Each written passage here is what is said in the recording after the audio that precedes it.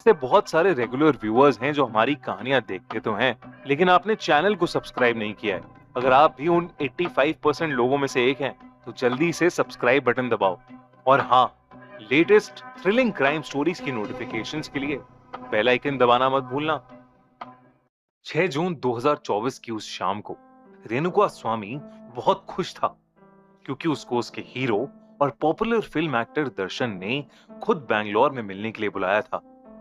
लेकिन वो नहीं जानता था कि वो उसकी जिंदगी का सबसे बुरा दिन होगा। इस सब की शुरुआत एक शाम पहले 5 जून को हुई थी। कर्नाटक के एक छोटे से शहर में रहने वाला रेणुका स्वामी फार्मेसी में अपने काम पर ध्यान देने के बजाय एक छोटे बच्चे की तरह मुस्कुराता हुआ अपने फोन पर कुछ देख रहा था। इस मुस्कुराहट की वजह थी एक सोशल मीडिया ऐप पर चल रही चैलेंजिंग सुपरस्टार दर्शन की सुपरहिट फिल्म कटीरा की प्रमोशनल रील। कटीरा ने कुछ महीने पहले ही बॉक्स ऑफिस पर 200 करोड़ से भी ज्यादा रुपए कमाए थे।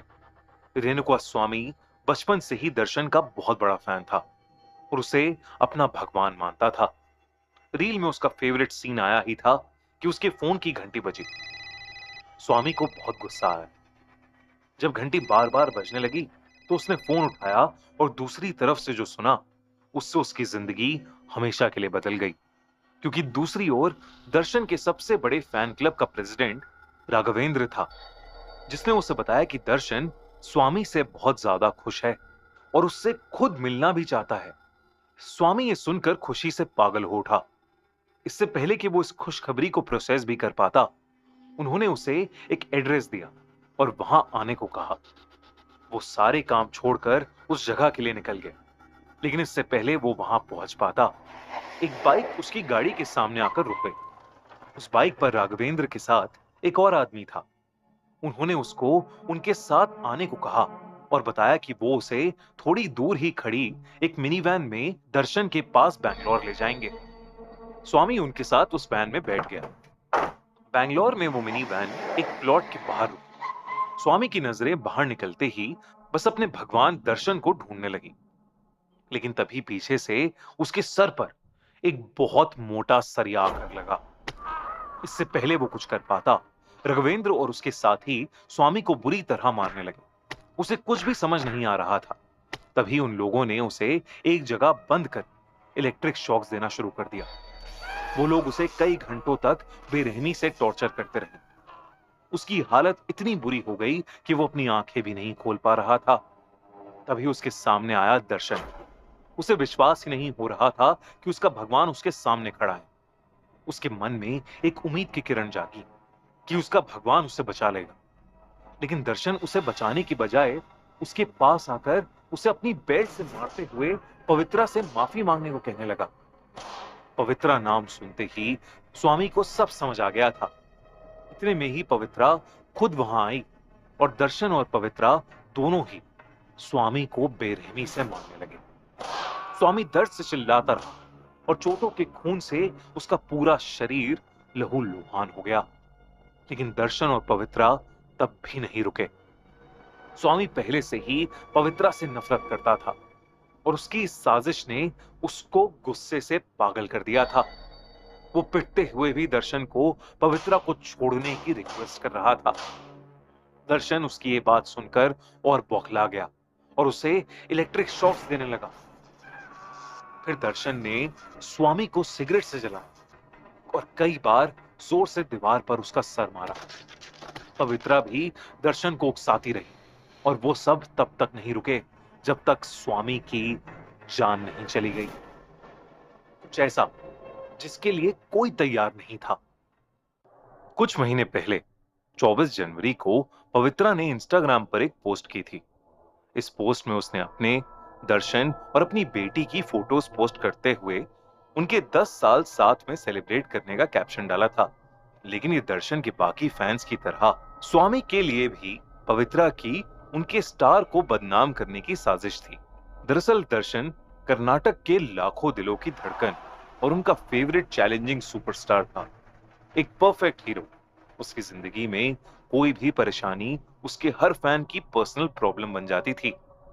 जहां दर्शन की रियल लाइफ बहुत अच्छी चल रही थी, वहीं पिछले 10 सालों से उसकी रियल लाइफ में बहुत सारी प्रॉब्लम्स आ रही थीं।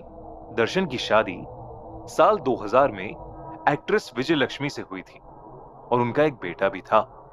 हालांकि उसके फैंस के हिसाब से ये दुनिया की सबसे परफेक्ट जोड़ी थी, पर रियलिटी में विजया लक्ष्मी ने दर्शन के खिलाफ उसे मारने, सिगरेट से जलाने और उसके साथ ऑब्जेक्शनेबल बिहेवियर करने की कंप्लेंट भी दर्ज करी थी।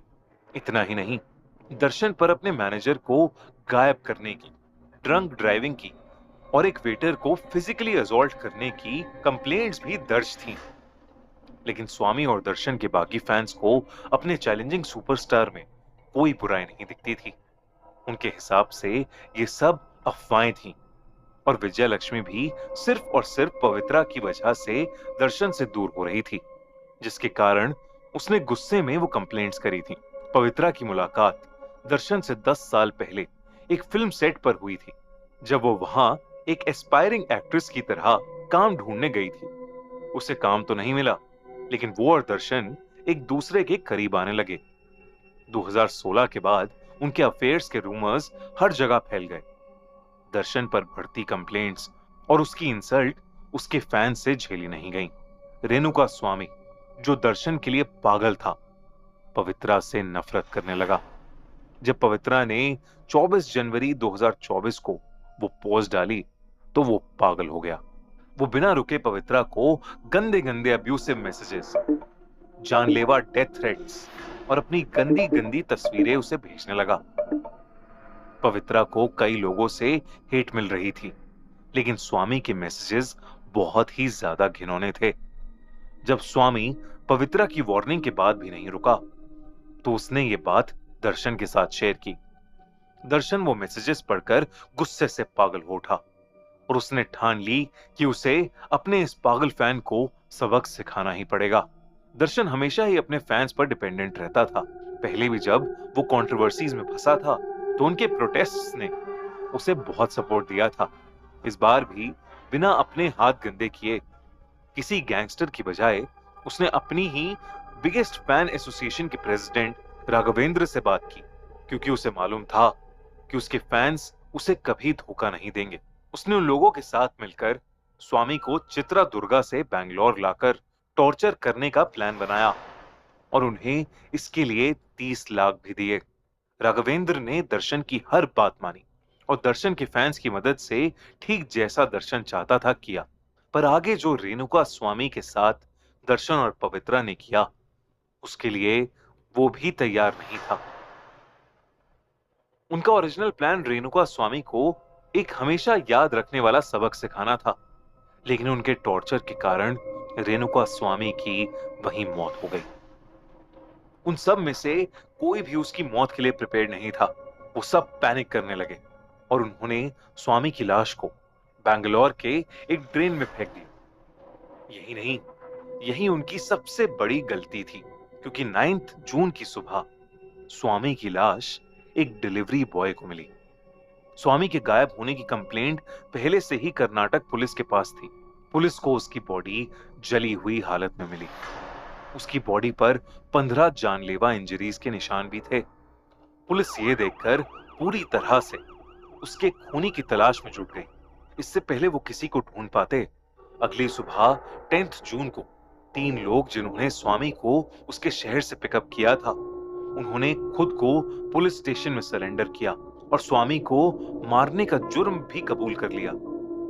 पुलिस को यह बात पूरी तरह से हजम नहीं हुई, क्योंकि स्वामी के परिवार के हिसाब से स्वामी ना ही कभी बैंगलोर गया था और ना ही उसकी वहां कोई जान पहचान थी। पुलिस ने उन तीनों को इंटेरोगेट किया और उन पर असली मर्डर मोटिव रिवील करने का प्रेशर डालते रहे। आखिरकार उनमें से एक फैन टूट गया और उसने दर्शन की सारी सच्चाई पुलिस को बता दी। उन्होंने सारे कॉल रिकॉर्ड चेक किए और दर्शन और स्वामी के साथ सारे मैसेजेस और कॉल्स पढ़े, जो वो किसी और के नाम से रजिस्टर्ड सिम्स के जरिए कर रहे थे। पुलिस ने दर्शन, पवित्रा और उनके बाकी इन्वॉल्व साथियों को अरेस्ट करने का डिसीजन लिया, लेकिन दर्शन के फैंस को इस खबर पर यकीन ही नहीं हुआ। जब दर्शन को पुलिस स्टेशन लाया गया तो उसके लाखों फैंस वहां जमा होकर प्रोटेस्ट करने लगे और पुलिस को मजबूरन लाठी चार्ज करना पड़ा। दर्शन पवित्रा और उनके सब साथियों पर इस वक्त कोर्ट में रेणुका स्वामी की हत्या, किडनैपिंग और टॉर्चर का केस चल रहा है। इन सब के बीच हाल ही में एक वायरल हुई वीडियो में मर्डर एक्यूज्ड होने के बावजूद दर्शन चैन से जेल में सिगरेट के कश लगाता हुआ दिखा। वहीं स्वामी की बीवी और परिवार वाले उसकी मौत के इंसाफ के लिए हर जगह घूम रहे हैं। आपको इसमें किसकी गलती लगती है? एक सुपरस्टार के लिए पागल हुए फैन की, या उसी सुपरस्टार की जो गुस्से में इतना पागल हो गया कि उसने अपने फैन की ही जान ले ली? हमें कमेंट्स में जरूर बताइए। और अगर आपको इस केस की कहानी इंटरेस्टिंग लगी तो जल्दी से सब्सक्राइब करो द क्राइम शो बाय खूनी मंडे।